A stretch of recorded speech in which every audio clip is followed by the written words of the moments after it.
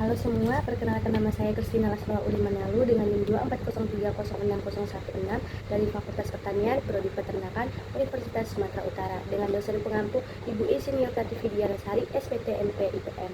Nah, pada video kali ini saya akan menjelaskan tentang saluran reproduksi pada unggas betina dan bagaimana proses pembentukan telur terjadi. Nah, sebelum saya menjelaskan ke bagian itu, saya akan menggambar saluran reproduksi pada unggas betina terlebih dahulu.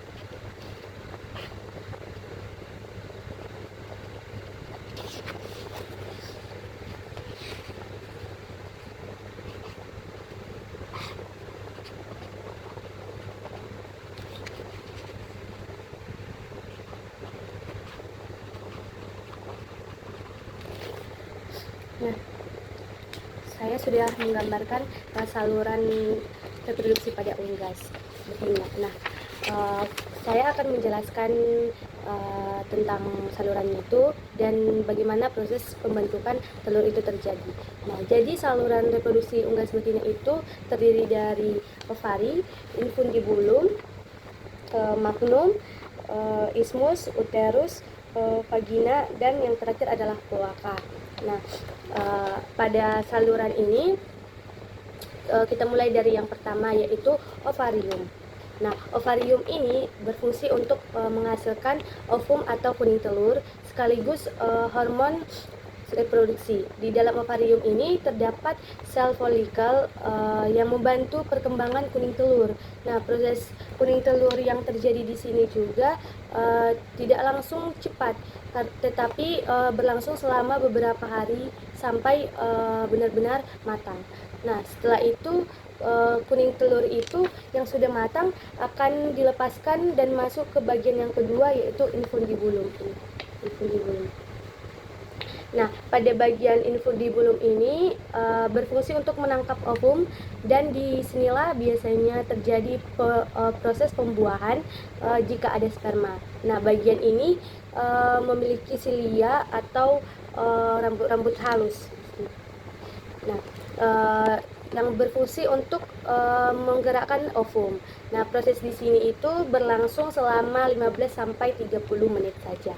Nah, kemudian ovum itu akan bergerak ke bagian magnum. Nah, sini magnum. Nah, di bagian magnum ini mulai terbentuk putih telur atau albumen. Nah, proses ini dibantu oleh sel-sel kelenjar yang menghasilkan protein putih telur. Nah, waktu yang dibutuhkan di bagian ini ada sekitar 3 jam. Nah, setelah itu lanjut ke bagian ismus. Di bagian ismus. Nah, di bagian ismus ini terbentuk membran kerabang, yaitu lapisan tipis yang nanti akan menjadi dasar dari cangkang telur. Nah, proses ini berlangsung selama 1 sampai 2 jam. Nah, selanjutnya masuk ke bagian ini, ke bagian uterus. Nah, di telur itu masuk ke uterus yang sering disebut dengan cell gland.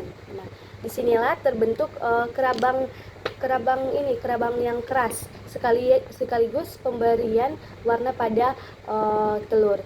Nah, proses ini paling lama dibandingkan yang lainnya karena di sini terjadi prosesnya sekitar 18 sampai 20 jam karena membutuhkan pengendapan kalsium agar cangkang menjadi kuat. Nah, setelah itu telur akan bergerak ke bagian vagina. Nah, di bagian vagina ini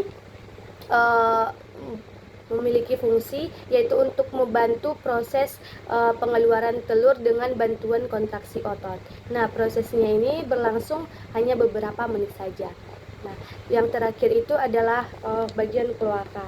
Nah, di bagian kloaka ini merupakan tempat keluarnya telur dari tubuh unggas atau disebut juga oviposisi. Nah, proses ini dibantu oleh kontraksi otot dan berlangsung dalam waktu singkat.